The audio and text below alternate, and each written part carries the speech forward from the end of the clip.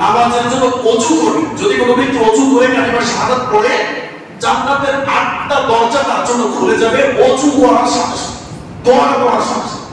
তাহলে যেই নামাজে ওযু পর্যন্তই জান্নাতে ঢুকিয়ে দেয়, আল্লাহ নবী বলেছেন কোন ব্যক্তি যদি ফরজ সালাতের জন্য বাড়ি থেকে পবিত্র অবস্থায় যদি মসজিদে আসে, কাতাজিরি হাজ্জি মুহরিমি, ওই ব্যক্তির সওয়াব একজন ইহরাম পেতে একজন হাজী হস্তলেতে সওয়াব হয়, তার আমল হয় সেই সওয়াব।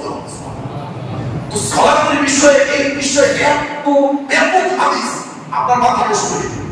কিন্তু শুধু বললাম যে যেই নামাজে ওযু করলেই জান্নাত, যে ব্যক্তি ওযু করার পরে দোয়া পড়বে আশহাদু আল্লা ইলাহা ইল্লাল্লাহ ওয়া আশহাদু আন্না মুহাম্মাদান আবদুহু ওয়া রাসূলুহু আল্লাহুম্মা জাআলনি মিনাত তাওয়াবিন ওয়া জাআলনি মিনাল মুতাতাহহিরিন, জান্নাতের 8টা দরজা খুলে যাবে।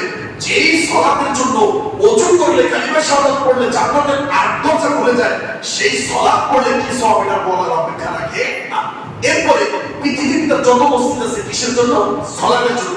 পৃথিবীতে সর্বশ্রেষ্ঠ জায়গা মসজিদ, নিকৃষ্ট জায়গা বায়তুল্লাহ। পৃথিবীতে সর্বশ্রেষ্ঠ মানুষ আল্লাহর নবী বলেন সাহাবী, তারপর তাবী, তারপর তারপর যারা আসছে শেষ পর্যন্ত যারা ওলামায়ে কেরাম, আলেম ওলামা তারা। তাহলে মসজিদে নামাজ পড়ে কে? ইমাম। মুয়াজ্জিন কিয়ামতের মাঠে সবচেয়ে মাথা উঁচু হবে সে কে? মুয়াজ্জিন। এই মুয়াজ্জিন মসজিদে থাকে। সামনের কাতারের ফজিলত এত ফজিলত, আল্লাহর নবী বলেছেন যে ফেরেশতারা দোয়া করে আল্লাহুম্মা গফির লাহু, আল্লাহুম্মা আরহামহু, আল্লাহুম্মা তুব আলাইহি, আল্লাহ তুমি তাকে ক্ষমা করো, তার প্রতি রহম করো, তার তওবা তুমি কবুল করো। কে দোয়া করে? ফেরেশতারা দোয়া করে। বুঝতে পারছেন? এই সবগুলো কিন্তু কিসের ভিতর? নামাজের মধ্যে। তো নামাজের মধ্যে সালাতের মধ্যে এত বিশাল প্রস্তুতি অন্য কোনো ইবাদতে নেই। যাকাত দেওয়ার জন্য মসজিদ থাকে না, হজ করার জন্য আপনার কি লাগে না? এরকম মসজিদ লাগে না, ইমাম লাগে না, মুয়াজ্জিন লাগে না, কিছু লাগে না। যেটা কিসের জন্য লাগে? সালাতের জন্য লাগে। এই একটা কারণে আপনি সালাত পড়বেন, যে যদি বললাম। আরেকটা কারণ যেটা 14 ইবাদত হইছে সবগুলোর কাফারা আছে। রোজা রাখবেন না, একজন দিতে পারবেন, হজ করতে পারবেন, বন্দি হজ করাইতে পারবেন, কিন্তু নামাজের কোনো কাফারা নেই। আরেকটা বিষয় হচ্ছে সব ইবাদত জিবরাইলের মাধ্যমে আল্লাহ নবীর কাছে পাঠানো হয়েছে। একমাত্র নামাজটা আল্লাহ রাব্বুল আলামিন মিরাজের রাতে নবীকে কাছে নিয়ে তারপর তার ফরজ করা হয়েছে। সুবহানাল্লাহ। আল্লাহ নবী বলছেন যে এই 5 ওয়াক্ত নামাজ যদি কেউ পড়ে, আল্লাহ নবী বলছেন তাকে 50 ওয়াক্ত নামাজের সওয়াব হবে। বুখারী শরীফের হাদিস। বুঝতে পারলেন কথা?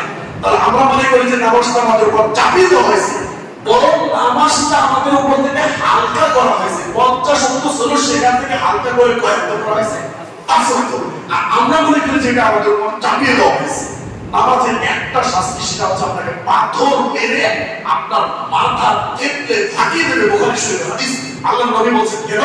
বলছে ওয়া ইয়ানামু আনিস সালাতিল মাকতুবাতি, তাদের একটাই অপরাধ যে তারা ফরজ সালাত ত্যাগ করে তারপর তারা ঘুমিয়ে থাকতো, এজন্য তার মাথা চূর্ণ বিচূর্ণ করে দেবে শাস্তি দেওয়া হবে। আল্লাহ রাব্বুল আলামিন আমাদের কি সালাতের গুরুত্ব বলেছে। আর অনেক কথা ছিল বলতে পারবো না, সময় সংক্ষিপ্ত কারণে।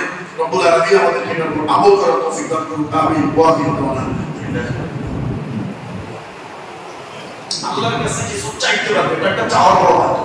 আর একটা বলছিলাম, একটা সালাতের জন্য যত প্রস্তুতি, ধরেন এই মসজিদ বানাইলে জান্নাতে তার জন্য একটা বাড়ি,